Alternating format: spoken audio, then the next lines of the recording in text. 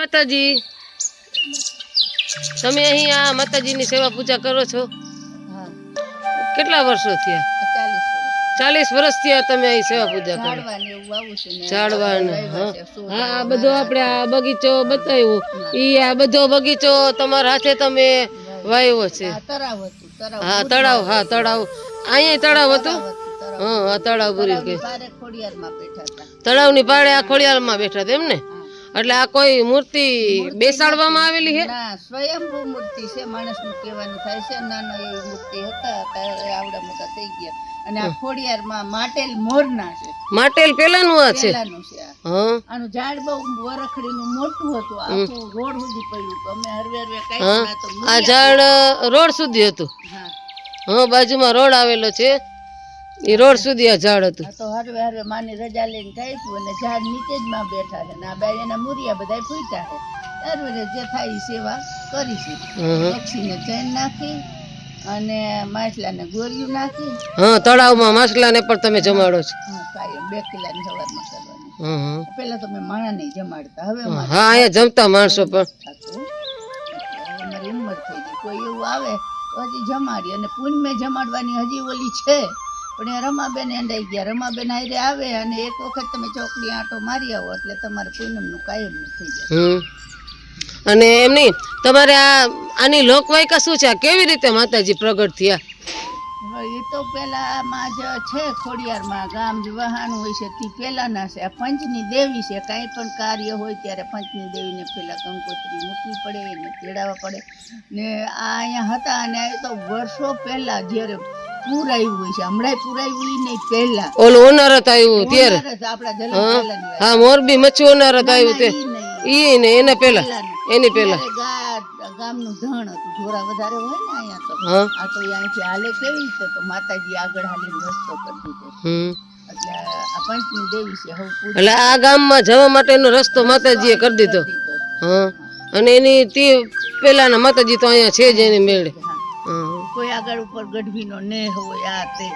એ માતાજીના જે માતાજી મોમણીયા જ્ઞાતિ ચારણના છે ને, ઈ ચારણ આમ આવ્યા હતા જુનાગઢ કોટથી, ત્યારે તરીમાં ગયા હતા. એને માતાજીએ સપને કીધું અહીંયા જાત એટલે એને સપને આવ્યું કે અહીંયા માતાજી છે, તું એના દર્શન કરવા જા.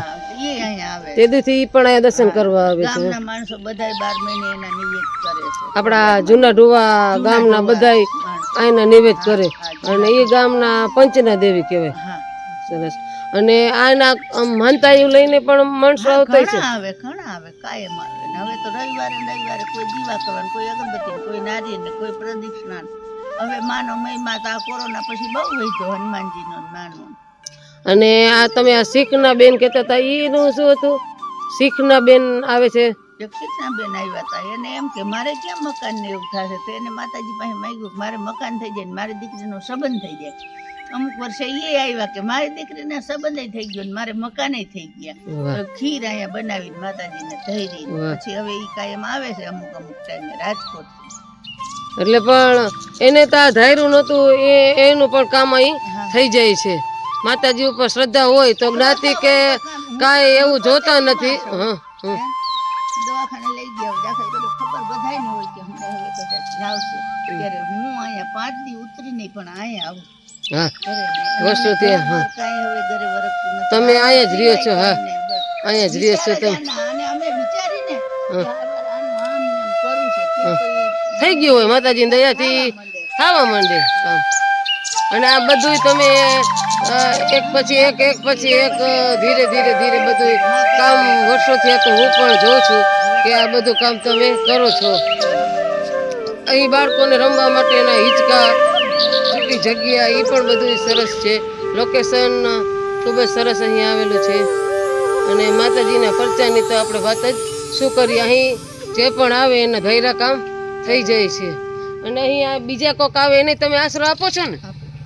નિરાધાર હોય ને બેન 50 વર્ષના ઉપરના એને અમે અહીંયા તમે જમવાનું રહેવાનું બધું તમે અહીંયા આપો છો. જય માતાજી. અને આ માટેલ પેલાનું ગામ છે? એમ, માટેલ પેલાનું ગામ છે. સરસ. જય માતાજી.